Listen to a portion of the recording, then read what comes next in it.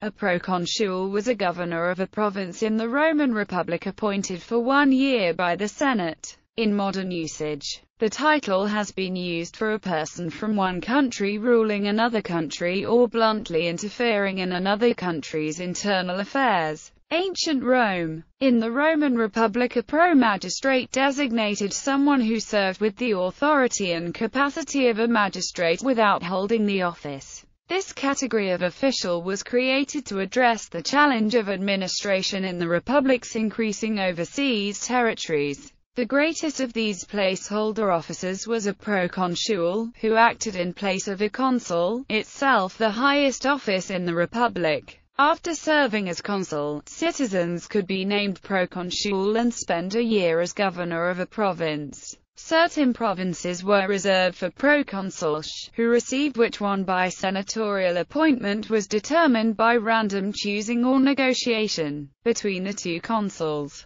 Under the empire, the emperor derived a good part of his powers from a constitutionally exceptional mandate as the holder of proconsular authority over all, hence, so-called imperial provinces, generally with one or more legions garrisoned. However, he would appoint legates and other pro-magistrates to govern each such province in his name. The former consuls would still receive a term as proconsul of one of the other, so-called senatorial provinces. The Notitia Dignitatum, a unique early 5th century imperial chancery document, still mentions 3 proconsuls, apparently above even the vicars of the dioceses in protocol, though administratively they are subordinates like all governors. The diocesan vicars in turn were under the 4 praetorian prefects. In the Eastern Empire, Asia and Achaia. In the Western Empire, only Africa, proconsularize, also known as Zugatana, the northern part of modern Tunisia. The many other, often new or split, provinces are under governors of various other younger, usually less prestigious styles. Comes, praefectus augustalize, consularize, praesas, provinciae.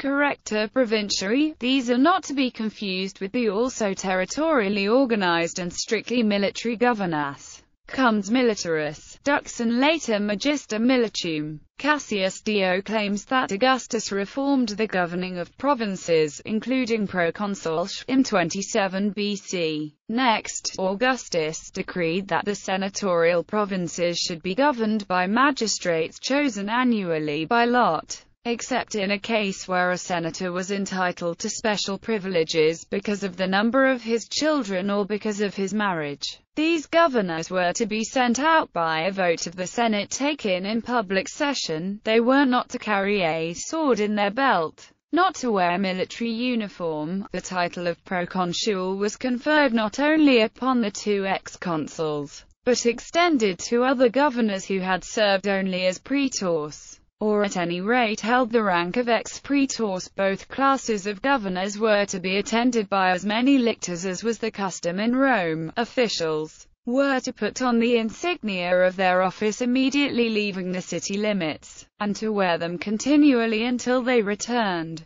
The other governors, those who were to serve in the imperial provinces, were to be appointed by the emperor and to be called his envoys and propraetors, even if they were from the ranks of the ex-consuls. Thus of the 2 titles that had flourished for so long under the Republic, Octavian gave that of praetory to the men of his choice on the grounds that from very early times it had been associated with warfare, and named them propraetors. The title of consul he gave to senatorial nominees, on the grounds that their duties were more peaceful, and called them proconsuls. He kept the full titles of consul and praetor for magistrates holding office in Italy, and referred to all the governors outside Italy as ruling in their stead. Modern analogy. In modern usage, the title has been used for a person from one country ruling another country or bluntly interfering in another country's internal affairs. The term is sometimes anachronistically used of men who held great political power over large colonial territories at the time of the British Empire's greatest extent. Examples included Alfred Milner, Lord Curzon, Lord Lugard in Africa and Lord Kitchener.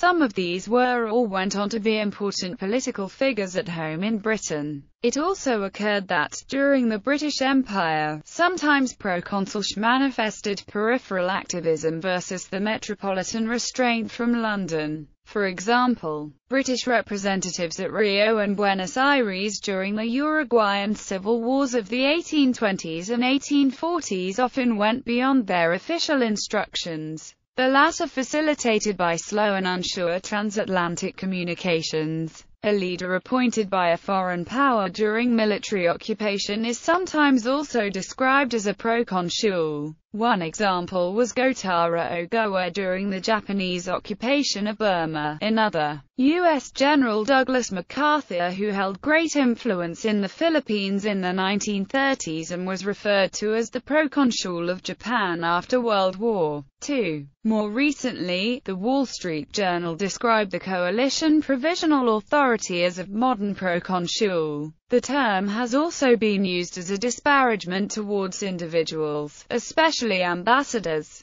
who have attempted to influence the governments of foreign countries. In one instance, former Canadian Cabinet Minister Lloyd Axworthy called former United States Ambassador to Canada Paul Ssolbergj, the U.S. ambassador turned proconsul, in an opinion piece in the April 29, 2003 Globe and Mail newspaper. Axworthy's comments were in response to Ssolbergj's frequent warnings to the Canadian government on domestic policy matters which were often perceived by Canadians as threats.